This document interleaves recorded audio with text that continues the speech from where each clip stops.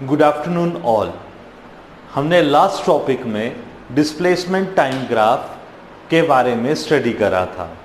उसमें हमने ये चीज़ फॉलोअप करी थी कि velocity is equal to slope of displacement time graph. ये चीज़ हमने प्रूव करी थी। और उसमें हमने एक चीज़ और स्टडी करी थी कि जो स्लोप होती है that will be equivalent to the tangent theta. किसी भी ग्राफ की स्लोप को हम टेंजेंट थीटा के बराबर लेते हैं। तो अब हम नेक्स्ट स्टडी करेंगे वेलोसिटी टाइम ग्राफ के बारे में। लास्ट हमने डिस्प्लेसमेंट टाइम ग्राफ के बारे में पढ़ा। अब हम स्टडी करने स्टार्ट करेंगे that is velocity time graph. तो सबसे पहला जो टॉपिक है हमारा that is velocity time graph. Velocity time graph, इसको हम वीटी ग्राफ भी कहते हैं। That is VT graph for uniform motion. आपको पहले भी मैंने बताया था कि यूनिफॉर्म मोशन क्या चीज हो गए कि कोई भी बॉडी जब कांस्टेंट स्पीड के साथ चलना स्टार्ट करती है या वो कंटिन्यूअस कांस्टेंट वेलोसिटी के साथ इन ए फिक्स डायरेक्शन में चलती है तो हम उसको क्या बोल देंगे, यूनिफॉर्म वेलोसिटी। कि if body cover equal displacement in equal interval of time. तो अब मैंने वेलोसिटी और टाइम के बीच में that is uniform velocity and time के बीच में ग्राफ को प्लॉट करना है। तो हमें एक चीज पहले नोट करके लिख देते हैं कि velocity time graph for uniform motion को हम डिफाइन कैसे कर सकते हैं। तो if the magnitude and direction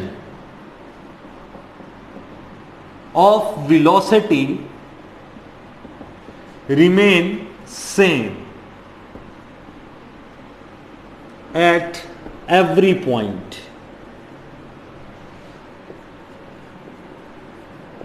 it is said to be uniform velocity। कि अगर किसी भी वेलोसिटी का मैग्नीट्यूड और डायरेक्शन हमेशा कांस्टेंट रहे उसको हम यूनिफॉर्म वेलोसिटी बोल देंगे। अगर मैंने ग्राफ प्लॉट करना है तो एक रफ वैल्यू में कंसीडर कर लेता हूं। एक टेबल हम बना लेंगे वेलोसिटी और टाइम के लिए। मान लो टाइम हमने मान लिया 1 second, 2 second and 3 second. Time continuously change हो रहा है बट हर टाइम पर वेलोसिटी जो है वो चेंज नहीं होगी। तो मान लो जब टाइम 1 सेकेंड था तब बॉडी की वेलोसिटी v कंसीडर कर ली। जब टाइम t2 यानी कि 2 सेकेंड था तब भी बॉडी की वेलोसिटी v है। और जब टाइम 3 सेकेंड था तब भी बॉडी की वेलोसिटी v हम कंसीडर करके चल रहे हैं। मान लो डायरेक्शन इसकी आ गई अलोंग ईस्ट, तो हर पॉइंट पर जो डायरेक्शन रहेगी that will B along east. तो यहां पर हमने ये डायरेक्शन कंसीडर कर ली।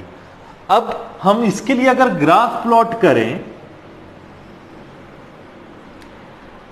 तो से along x axis we take independent quantity that is time in second, और along y axis we take dependent quantity. यहां पर वेलोसिटी टाइम पर डिपेंडेंट है तो वो y एक्सिस की तरफ आएगा। तो along y axis v is the velocity. अब जब टाइम 1 सेकेंड है, टाइम इंटरवल 1, 2, 3 और वेलोसिटी हमने ली है हर पॉइंट पर v। तो जब टाइम 1 सेकेंड था वेलोसिटी v थी, टाइम 2 सेकेंड था वेलोसिटी v थी, और टाइम जब 3 सेकेंड था वेलोसिटी भी अगेन v थी। तो velocity time graph for uniform motion is a straight line parallel to time axis. तो this is the velocity time graph for uniform motion. अब इसको हम आगे भी यूज कर सकते हैं। इससे हम एक चीज शो कर सकते हैं कि जो डिस्प्लेसमेंट है that is equal to area under velocity time graph. Next जो टॉपिक है वहां पर हमने शो करना है कि area under velocity time graph. अब मोशन दो तरह के होते हैं, एक यूनिफॉर्म मोशन और दूसरा नॉन यूनिफॉर्म मोशन। अभी हम बात कर रहे हैं यूनिफॉर्म मोशन की। तो velocity time graph for uniform motion, यानी कि जहां पर वेलोसिटी बॉडी की सेम रहेगी, for uniform motion is equal to displacement. कि अगर कोई बॉडी यूनिफॉर्म स्पीड के साथ चल रही है तो उसके अंदर जो एरिया होगा उसके अंडर वेलोसिटी टाइम ग्राफ के, that will be equal to displacement. ये चीज हमने प्रूव करनी है। मान लो हमने एक ग्राफ प्लॉट कर दिया यूनिफॉर्म मोशन के लिए। हमने कोई दो टाइम इंटरवल कंसीडर करे, t1 एंड t2। t1 के लिए भी वेलोसिटी v रहेगी, t2 के लिए भी वेलोसिटी v रहेगी, क्योंकि बॉडी यूनिफॉर्म मोशन के साथ मूव कर रही है। तो अभी हमने पढ़ा था कि जो ग्राफ बनेगा वेलोसिटी और time graph for uniform motion, that will be a straight line parallel to the time axis. अब हमने वेलोसिटी निकालनी है in between the time interval t1 और t2, यानी कि हमने यहां पर वेलोसिटी लेनी है t1 और t2 टाइम पर। तो यहां पर मैं एक डॉटेड लाइन से रिप्रेजेंट कर देता हूं। t1 टाइम पर वेलोसिटी v थी, t2 टाइम पर वेलोसिटी v थी। तो इस इंटरवल के अंदर, यानी कि t1 और t2 इंटरवल के अंदर जो एरिया आएगा, मैंने उस एरिया को कैलकुलेट करना है और उसको मैंने डिस्टेंस या डिस्प्लेसमेंट के बराबर शो करना है। मैं फिर रिपीट कर देता हूं कि इस एरिया के अंडर, यानी कि t1 t2 इंटरवल जो है हमारे पास, ये जो मैं शेडेड कर रहा हूं रीजन, इस रीजन के अंडर जो एरिया होगा that is area under A B C D must be equal to displacement के। ये हमने यहां पर प्रूव करना है। तो हम सबसे पहला पॉइंट यहां पे लिख देंगे कि area under velocity time graph, that is VT graph, is equal to area of A B C D. यही हमारे पास गिवन टाइम इंटरवल में है एरिया। तो यहां पर हम ले लेंगे area under A B C and D. तो इसका एरिया मेरे पास क्या आ जाएगा, लेंथ इंटू ब्रेड्थ। तो लेंथ मेरे पास है, मान लो ए बी, और ब्रेड्थ मेरे पास यहां पर आ गई ए डी। तो ए बी की वैल्यू यहां पर देखो हम कैसे कैलकुलेट कर सकते हैं। फाइनल पोजीशन मेरे पास t2 है और इनिशियल पोजीशन मेरे पास t1 है। तो यहां से यहां तक का डिस्टेंस हमारे पास आ जाएगा t2 माइनस t1। तो ए बी की वैल्यू मेरे पास आ गई t2 final minus initial time. और यहां पर वेलोसिटी 0 है और यहां पर वेलोसिटी v है। तो इस पार्ट की जो लेंथ है that will B v minus 0, final minus initial, that is final velocity v और इनिशियल वेलोसिटी यहां पर 0। तो कुल मिला के हमारे पास ये साइड आ गई v के बराबर। तो ए डी की वैल्यू जो है that will be equal to v। और ए बी की जो वैल्यू है that will B t2 minus में t1 के। ए बी की वैल्यू t2 माइनस t1 और ए डी की वैल्यू v। अब हमें एक चीज पता है कि जो वेलोसिटी होती है, यहीं पर हम लिख देते हैं नीचे, velocity is equal to displacement. इसको हम फर्स्ट इक्वेशन कंसीडर कर लेते हैं। तो velocity is equal to displacement upon में टाइम इंटरवल। तो displacement final position minus initial position, that is x2 minus x1, या x फाइनल x f से रिप्रेजेंट कर दिया, minus xi that is initial position, upon में final time that is t2, initial time t1, तो t2 minus t1 के। तो velocity की value को इक्वेशन 1 में पुट कर दो। Put the value of v in equation 1। तो अब इक्वेशन 1 क्या हमारे पास बन जाएगी, that is area under VT graph is equal to velocity that is final position minus initial position. Velocity की जगह हम वैल्यू रख देंगे final minus initial t2 minus t1 into, ये तो हमने वैल्यू पुट कर दी v की, इनटू में हमारे पास क्या है t2 minus t1, t2 minus t1। तो t2 माइनस t1 से ये कैंसल आउट हो गए आपस में। तो area under VT graph is equal to displacement के, दैट इज डेल्टा x और डिस्प्लेसमेंट। तो this is the graph for the velocity time and it will represent the displacement.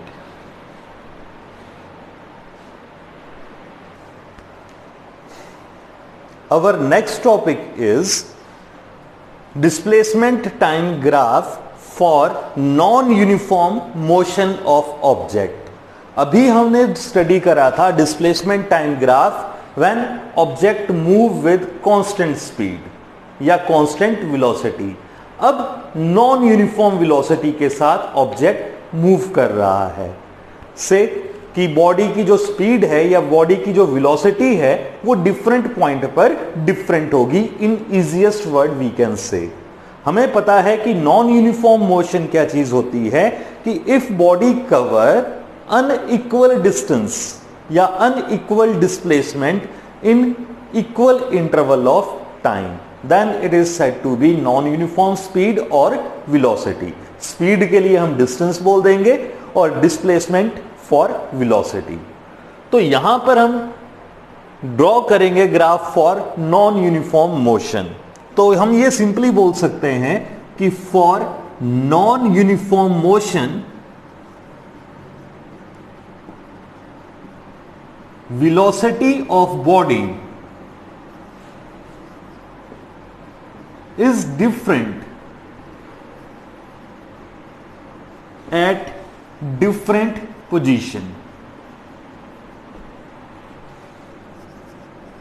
कि बॉडी की जो वेलोसिटी है वो अलग अलग पोजीशन पर अलग अलग होगी। अब फर्स्ट केस इसमें हम कंसीडर कर लेते हैं, केस 1।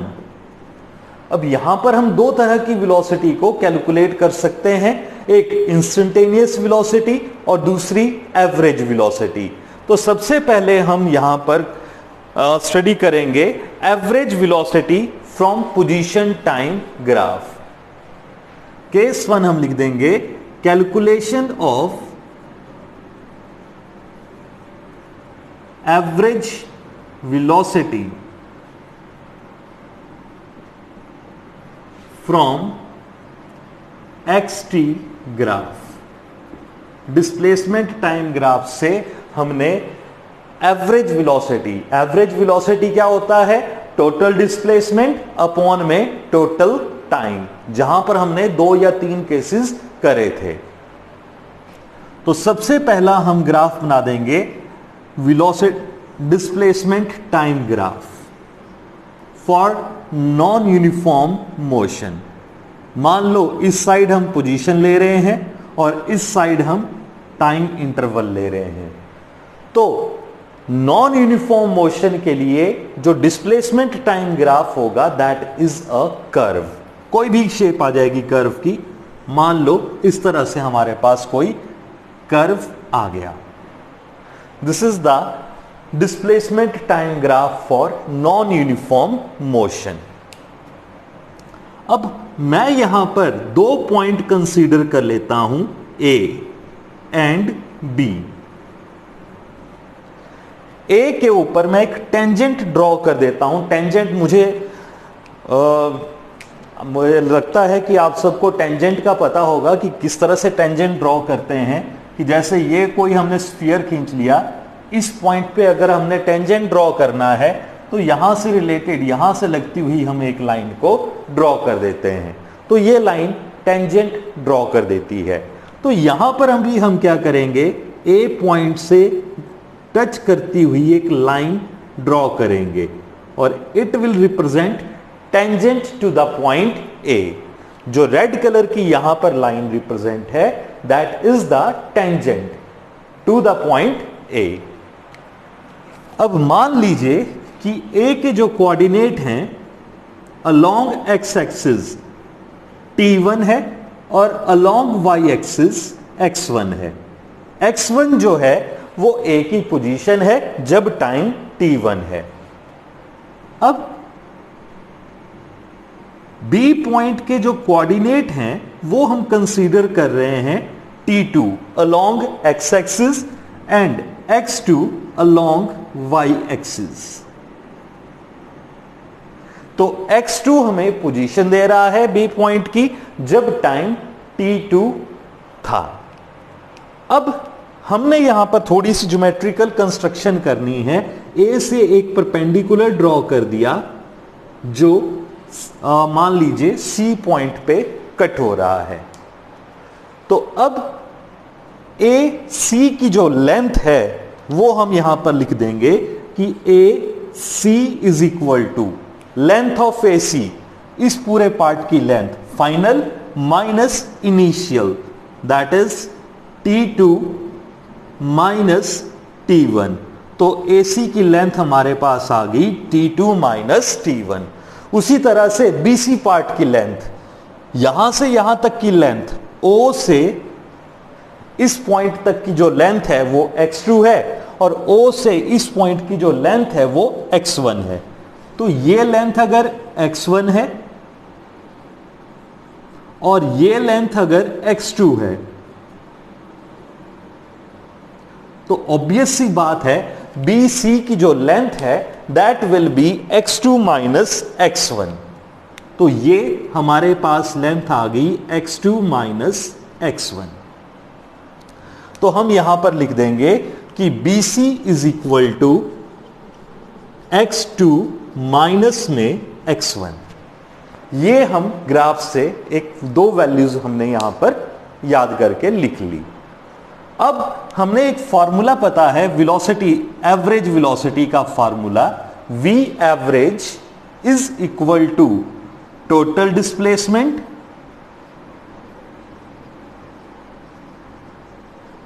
अपॉन में टोटल टाइम इंटरवल। यानी कि बॉडी की डिस्प्लेसमेंट ए से बी तक निकालनी है और टाइम इंटरवल कितना होगा ए से बी तक के लिए t2 minus t1। Interval means कि उसको कितना टाइम लगेगा ए पॉइंट से बी पॉइंट तक पहुंचने के लिए। तो that is t2 minus t1। तो टोटल डिस्प्लेसमेंट हमारे पास क्या आ जाएगी, that will be we have to calculate. इसको हम मान लेते हैं, हम ग्राफ से अभी कुछ नहीं ले रहे हैं, हम सिंपली फार्मूला अप्लाई कर रहे हैं।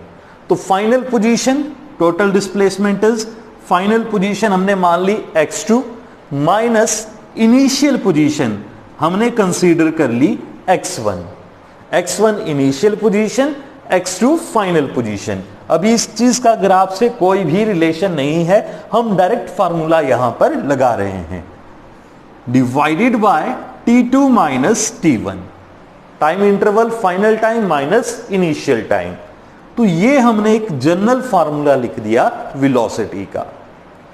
अब हमने इस ग्राफ के ऊपर कंसंट्रेट करना है। अब हमें पता है कि जो डिस्प्लेसमेंट है that depend only on the initial and final position, कि डिस्प्लेसमेंट हमेशा इनिशियल और फाइनल पोजीशन पे डिपेंड करती है और ये पाथ फॉलोड के ऊपर डिपेंडेंट नहीं है। आप चाहे जिस मर्जी रास्ते से चले जाओ, हमें सिर्फ फाइनल पोजीशन और इनिशियल पोजीशन से मतलब होता है। और सिंपल वर्ड में मैंने तुम्हें पहले भी कहा था कि जो डिस्प्लेसमेंट होती है that is the straight line path between initial point and final point. तो यहां पर ए और बी के बीच में मेरे पास एक कर्व है, तो हम इस कर्व को कंसीडर नहीं करेंगे डिस्प्लेसमेंट के लिए। डिस्प्लेसमेंट के लिए हम यहां पर एक स्ट्रेट लाइन कॉर्ड ड्रॉ कर देंगे, that is chord A B. तो जो कॉर्ड ए बी है that represent the straight line path. तो हम यहां पर यह कह सकते हैं कि जो ए बी है that is the chord for the displacement time graph. तो यहां से अब हम सिंपली इसको सॉल्व करना स्टार्ट कर देंगे कि अभी हमने क्वेश्चन भी पढ़ा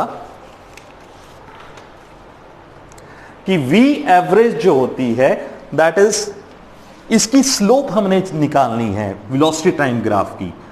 तो slope of that velocity time graph, तो slope of velocity time graph को ना करके बल्कि हम कर देंगे slope of chord A B, slope of chord A B. Obvious सी बात है ये वेलोसिटी डिस्प्लेसमेंट टाइम ग्राफ के बीच में आ रहा है। तो slope of chord A B is equal to tangent theta के,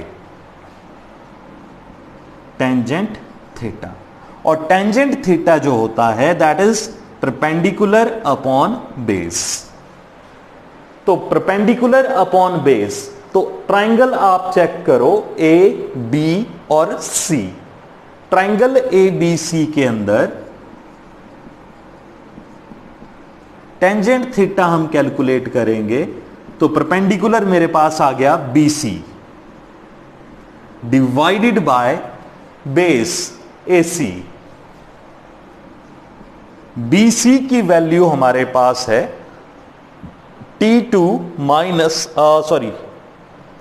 टेंजेंट थीटा हमारे पास आ गया BC, और BC की वैल्यू हमारे पास आ गई यहां पर, फिर हमने AC, ठीक है, BC की वैल्यू हमारे पास आ गई x2 माइनस x1 अपॉन में T2 माइनस में T1। तो this is the slope of chord AB। तो this is equal to what? V average. तो slope of, we can write slope of chord AB is equal to average velocity के। Hence prove कि जो slope है displacement time graph के या chord AB की that is equivalent to average velocity. अब next हम कैलकुलेट करेंगे for non uniform motion velocity. अब इंस्टेंटेनियस वेलोसिटी को हम कैलकुलेट करेंगे। Second case is instantaneous velocity.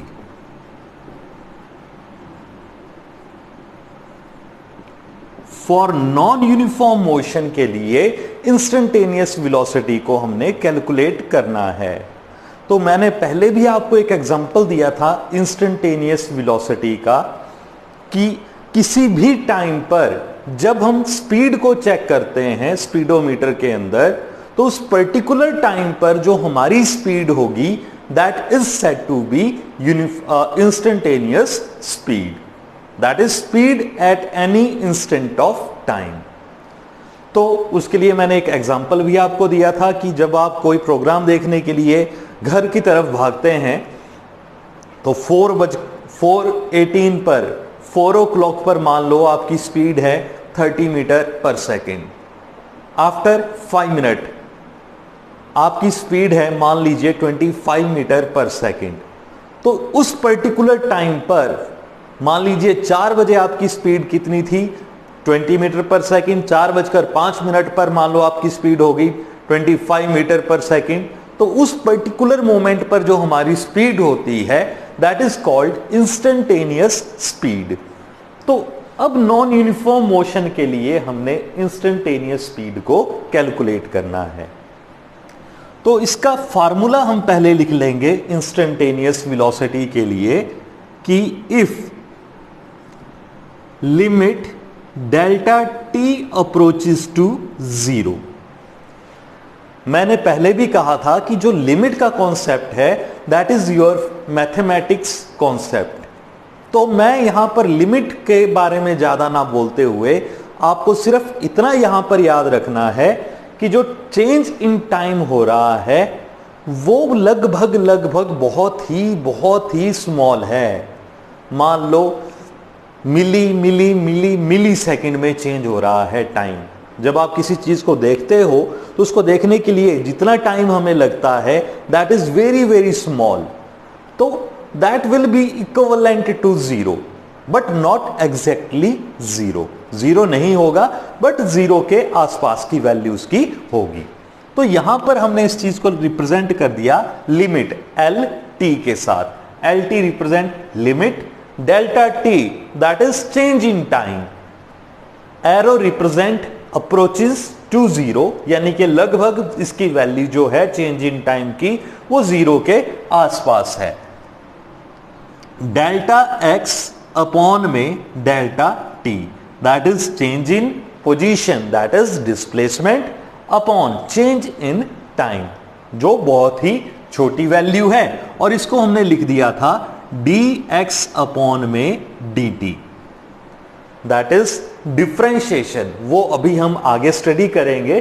फिलहाल आप इतना याद रखिए कि डिफरेंशिएशन ऑफ डिस्प्लेसमेंट या dx अपॉन dt की जो वैल्यू होती है वो इस फंक्शन के बराबर होती है, that is limit delta T approaches to 0 delta x upon delta t के बराबर, और that is equal to instantaneous velocity.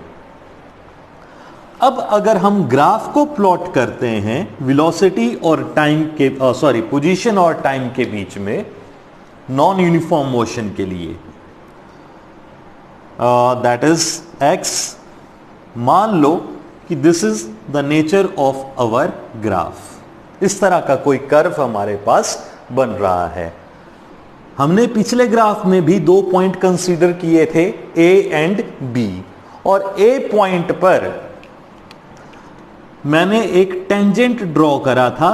तो यहां पर भी मैं A पॉइंट के ऊपर एक टेंजेंट ड्रॉ कर रहा हूं। से this is the point A,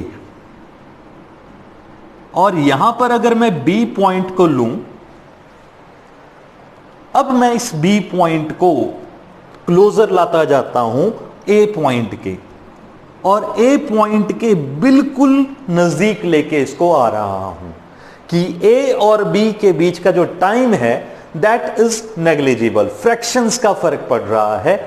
तो मान लीजिए B पॉइंट हम यहां जैसे कंसीडर कर लेते हैं। तो इस केस के लिए डेल्टा T की जो वैल्यू है दैट इज अप्रोचेस टू 0 के, क्योंकि T1 और T2 के बीच में डिफरेंस मान लीजिए ये आ रहा है 0.00001 सेकेंड।